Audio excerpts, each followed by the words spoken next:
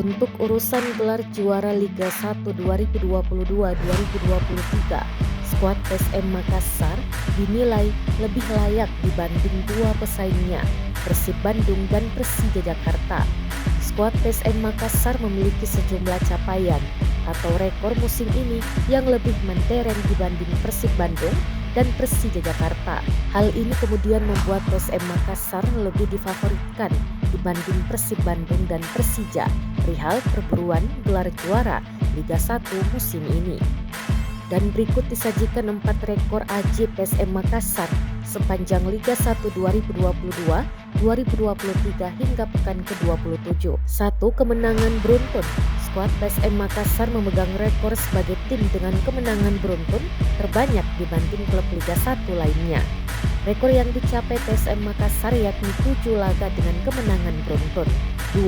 Minim kekalahan. Rekor tak terkalahkan di Liga 1 2022-2023 memang milik Persib Bandung. Skuad Persib Bandung di tangan Luis Milla memegang rekor 16 laga tak terkalahkan musim ini. Tetapi rekor Persib Bandung terputus di tangan PSM Makassar saat keduanya kembali bertemu pada putaran kedua. Yang pasti PSM Makassar menjadi tim dengan jumlah kekalahan paling minim hingga pekan 27 Liga 1 2022-2023. 3. Raja Clean Sheet. Rekor lainnya PSM Makassar dinobatkan saat ini sebagai Raja Clean Sheet.